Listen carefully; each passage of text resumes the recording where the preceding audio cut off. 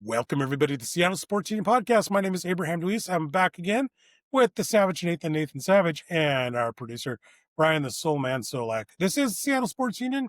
We're sponsored by Sports on What. If you need to know what channel a game is on and what provider it's on, check out the app for iPhone and for Android. Sports on What.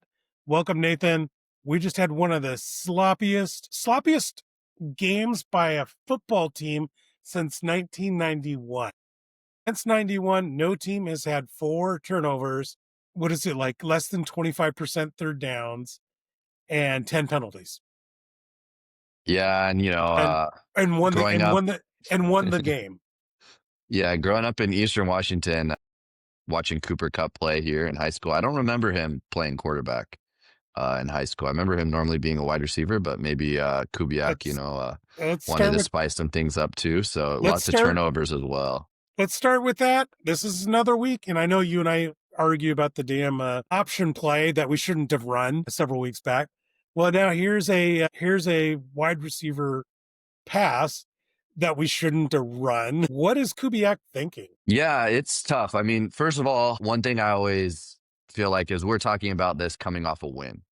So there'd be a much different conversation if they lost the game. I think there'd be a lot more anger, a lot less laughter here. But it's like he's got a bad habit, he's biting his nails and he can't quit the habit of just wanting to run these trick plays. He ran a lot with Taysom Hill on the Saints. They were successful, but I mean, it feels like McDonald had to basically put Milrow on the, practice squad non-injury designation for not suiting up for the games now to get Kubiak to stop. So what does he do? He finds Cup to throw him.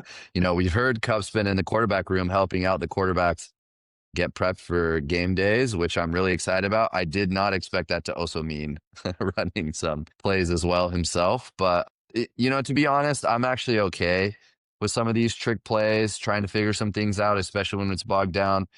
The Texans are the best defense in the NFL in points scored. Yeah, I think by a decent margin, actually. So they're a really good It was defense. 12 points per game, and it went up to like 12.9. Yeah.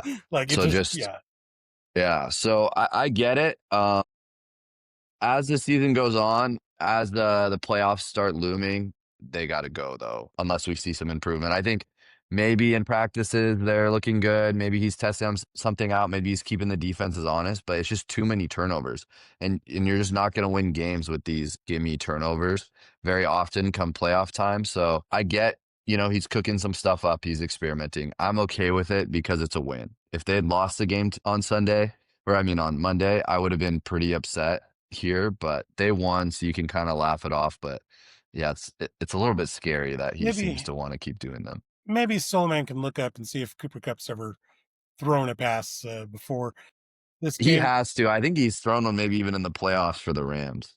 Okay, it's just utterly baffling. You're up by 14. Here's your chance. Kick a field goal, go up by 3 possessions. Sometimes playing it conservative works. You don't have to be flashy just for the point of being flashy. And obviously, Texans can't get out of their own way on offense. There is a complete lack of, I don't know if it's synergy, chemistry, or talent, or what it is.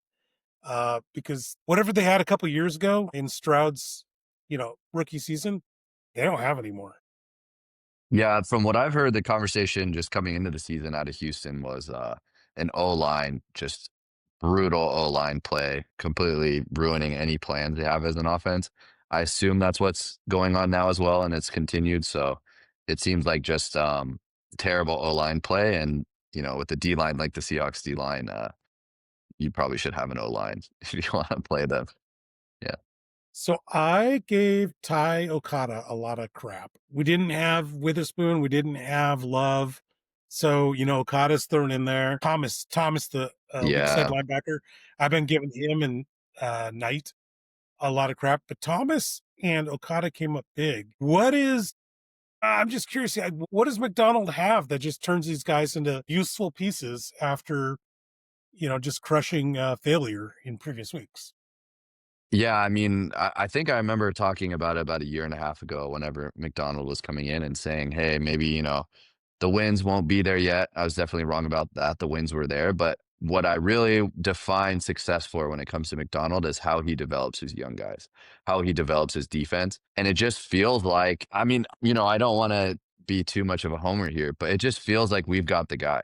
Like we have the best defensive guy in the NFL and the best at kind of putting people into a system and making them successful. We can have full back end injuries in our secondary. One game, it doesn't look too well against Baker in Tampa Bay. Within a week, he's got it all fixed up, all patched up, still backup guys, but now they look like, maybe they're going to go to Pro Bowl in their future. So for me, I think you're exactly right. It's McDonald. That's the common denominator. And of course, he goes and gets his guys, and Thomas looks like he's going to be a guy, for example. And I really like the way Thomas is playing, but it's just so nice to have a coaching staff Mhm. where you can get your defensive player from, cast off on the practice squad from the Rams or seventh round pick, whatever. And they come in the game and they look like very competent NFL players and they shut down.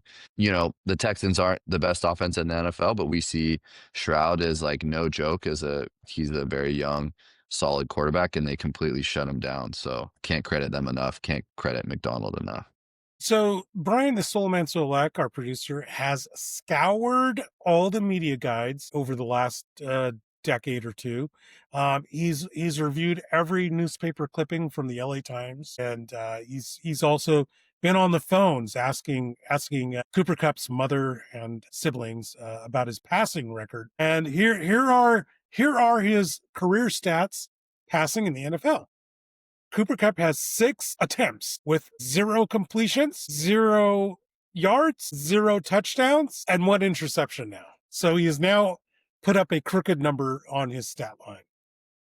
Thank you, Soulman, for the research. All right. So one thing that didn't really work on Monday was the running game. Walker and Charbonnet, I think they want to do like the thunder and lightning kind of approach over 7 weeks. What's your thoughts on this? Do we keep doing the 50-50 split, or do we got to change things up?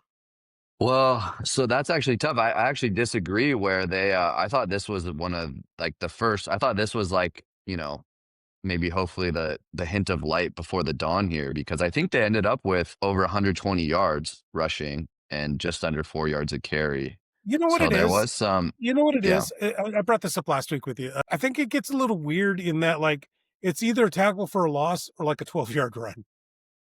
Yeah. Well, and I think a big one too for me, just as I've been looking at is like in fantasy, Mm-hmm. Well, not there, that we need to talk hey, about fantasy, but the pitchforks are fully out. The spears are getting thrown in fantasy because both of these guys are, getting 70, 60 yards sometimes a game. And that just looks terrible in terms of fantasy. mm-hmm. But, 70 yards from one, 60 from the other, and that's 130 yards. That's actually an okay day running the ball. It's obviously not a strength of this team so far, and I'm not going to even hint that I'm happy about the running game. But I would say that this was actually one of their better days running the ball. I hope they're able to run the ball instead of these trick plays with Yeah. Cooper Cup to unlock things. And like you said, they had a 14-point lead. Let's just hand that ball off. And again, I'm not gonna say that, PFF is the end all be all, but they've really liked what Walker's done breaking tackles. And maybe there's some conversation of, hey, they're saving Walker for later in the year. Things cool down. Darnold kind of gets figured out a little bit and we need to run the ball. And maybe they give 20 carries to Walker. But I actually thought, it's still painful because exactly like you're saying, it's just like stop, tackle behind the loss, and 12-yard run. Stop. But as you look at the stats at the end of the game, it ended up being an okay running game. Yeah. And as the Seahawks are the number one play action pass team in the league, maybe you just have to suck it up, take the 1 yard or 0 yard run if it opens up the passing game. So, want to talk about JSN, Jackson Smith. He has become the number one wide receiver in the league. 1, did you see it coming? 2, is this a function of a different quarterback? Or 3, I'm sorry. And 3, do you think that there's not much else in the way of options on this team? I didn't necessarily see it coming. I did draft him in fantasy. Not that that matters too much, but I did like him. Those Ohio State receivers, just the way he moves as a football player, he is just a baller. But, it's so hard to tell with Darnold coming in the new offense, but man, he is so good, so efficient, can play all over the field. After this season, I've looked at a couple more of his Ohio State highlights and I was like, okay, yeah, I'm an idiot. I shouldn't have been worried about him coming out, having to move out of the slot, having to come over the top. Like he can do everything. I saw that now and in on the Seahawks, but then also at Ohio State, he was doing that all over fields. That's the big. That I was the big one. Could he play X or on the far split Yeah. end? Yeah. And so, there was some worry, but obviously he's checked everything off. And I don't even feel like it's like what sometimes happens with Jamar Chase and the Bengals where he's getting 16 passes a game. Feels like in through the offense, he's found his spot. And it's not a product of Darnold's going to look his way over and over and over, even if he gets picked off. It's like, well, he's the open guy in the offense making the plays. And it's just really fun to watch. Yes, he is such a huge part of the offensive, yardage percentage. I don't necessarily think that's like we don't have weapons. I think we have okay weapons. It's just he's that good. Like it's, Cooper Cup on the Rams or, Devontae Adams when he went off on the Packers. It's like, hey, other guys are doing their job, but he's just so open every time. Why would you not pass to him? So that's how I'm feeling is he's just above and beyond one of the top wide receivers in the NFL. And compared to the other guys on the team, he has a little bit of a gap because he's that good. So the Tennessee Titans just agreed to let Tyler Lockett go. Would you take him back at veteran minimum? Could add I some mean, depth. I think it's good to have like that guy in the locker room, of course. But it feels like he's kind of would be like what Cooper Cup is for us. It feels like we really have that guy already in Cooper Cup, that veteran presence. But I mean, Yeah, but who do we have? Seattle, there's always homes to sell in Seattle. Maybe he comes back and is a good, yeah, exactly, like a good backup. Cup can get injured, whatever. I love that. I think, one really good thing the Mariners did this year is brought a lot of former players into the clubhouse. I'm super happy if Lockett wants to come in on the veteran minimum and let's be ta- there. let's take a look at who's number 5. It's Bobo, maybe Drake Young or Tariq Young. Yeah, those guys. I think if I remember right though, like Derek Young and Horton or not. It was Derek Young Seattle. and one other guy, but they kept them for special teams. Maybe it's Bobo, but they're there also for special teams, and Lockett wouldn't be part of the special team. So I think if they brought Lockett in, yeah, he'd be definitely more of a backup role. And I just don't know if they have space necessarily on the team for him, but if they do, I'd be happy to have him. For me, I saw a lot better pass rush in the last several weeks. Is that just a function of getting DeMarcus Lawrence back and, getting Nwosu back? Or are they doing something different? Because I've been seeing a lot out of Leonard Williams and I've been seeing better play out of, oh God, the Texas guy, not McCoy. Yeah, Murphy. Murphy, thank you. Byron Yeah. Murphy. I get confused because he's got the same name as an ex-Husky player. And so I only got room for one Murphy in my head. And it isn't the Yeah. bet. It's not a Murphy bet. For Anyway, me, there's something there with what's DeMarcus different? Lawrence. Okay. I don't know if he's the reason why, but similar to like when Woolen went out on the back end, it just felt like when he was injured, things look a lot different. And then he's back and everything seems like, awesome again. Like the start of the season, we were getting so many pressures out of 4-man. And then, there was that lull for a little bit while he was injured. He comes back and all of a sudden we're like a top pressure team in the NFL again. So maybe he's just kind of that straw that breaks the camel's back where when he's there, he's had an amazing NFL career. He knows what he's doing. He brings that extra little bit to what Leonard and Murphy are doing, where Leonard Williams and Murphy, where it just pushes us over the top, and now we're a top pressure team again. So I'm not sure exactly why, but there is something for me there with DeMarcus Lawrence, where it just feels like when he's in the game, things are going very well for us on the defensive front. Right on. I'm going to look at the NFC West. 5-2, Seattle Seahawks. 5-2, LA Rams. 5-2, the 49ers. Are all 5-2 records created equal?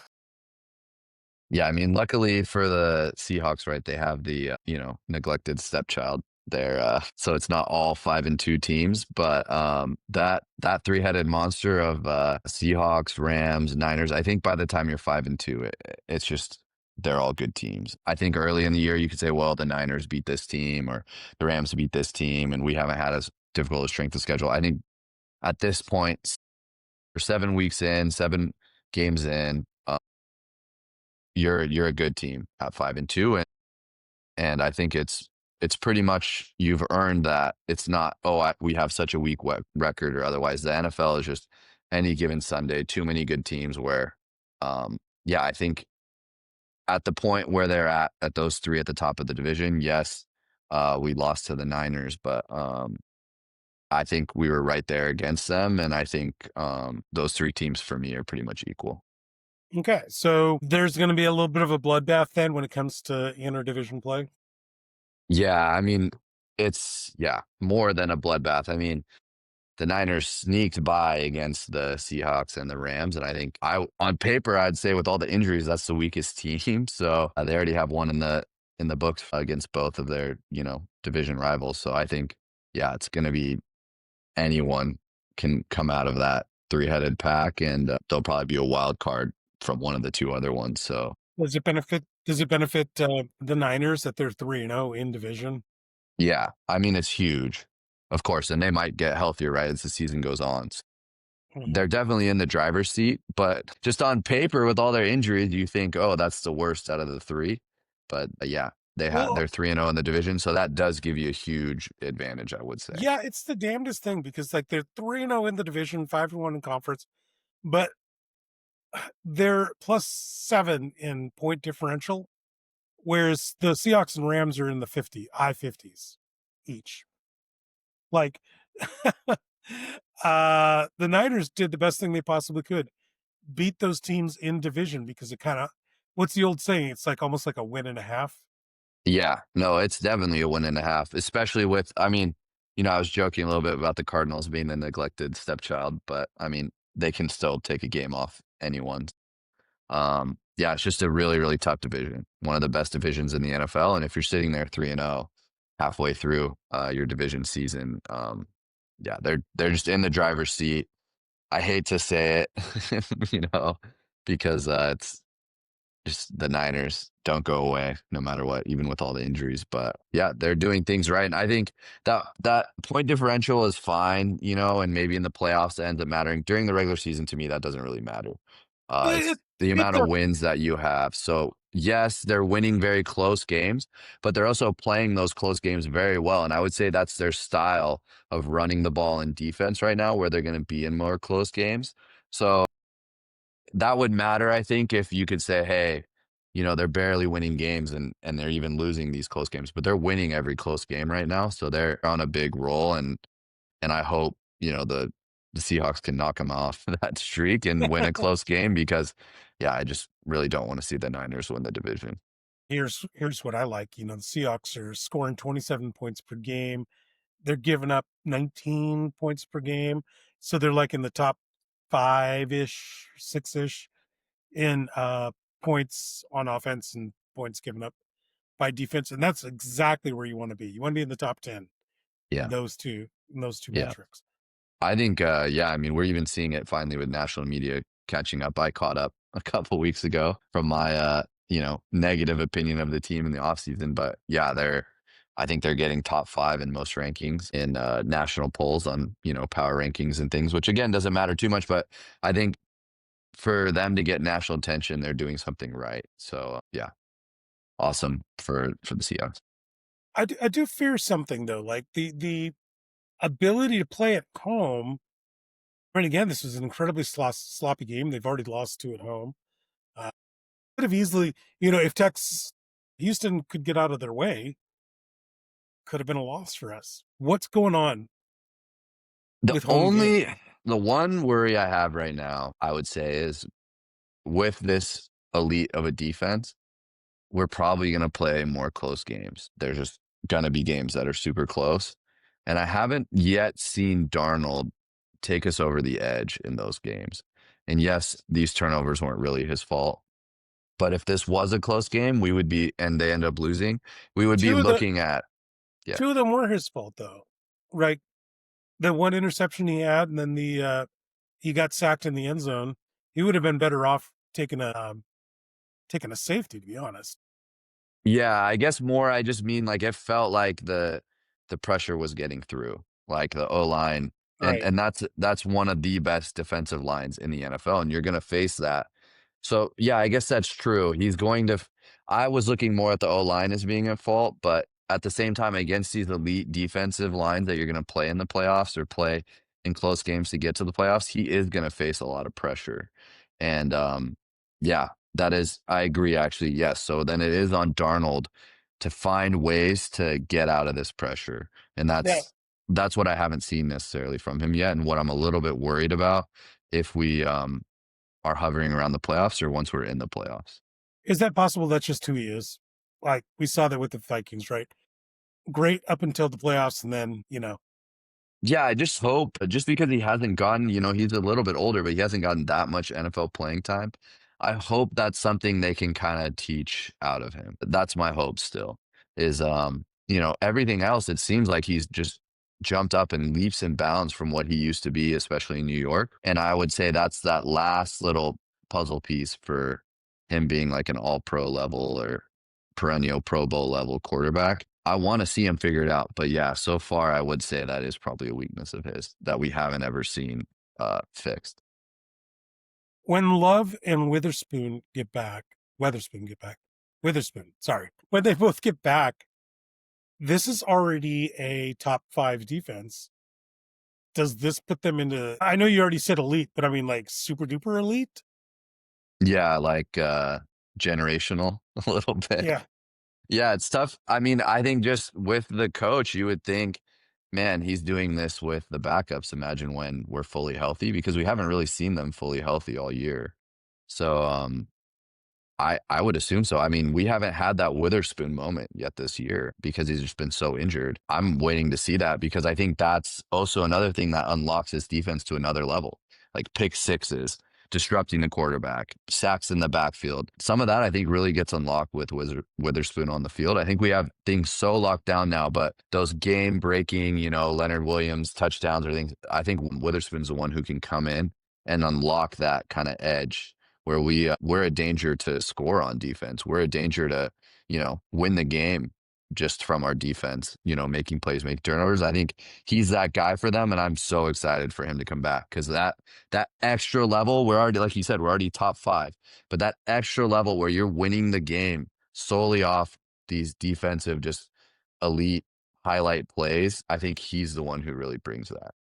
so the Seahawks have a bye, and then they have what, a Sunday night game against the Commanders. Was this bye maybe at the wrong time? Like they're kind of Yeah, riding high. Maybe you want to see them keep riding high. yeah, I like the later buys, especially if you're a playoff team. But I mean, they're getting some crazy important pieces back, right? They're getting Oots back. They're getting Witherspoon Love. Derek Hall.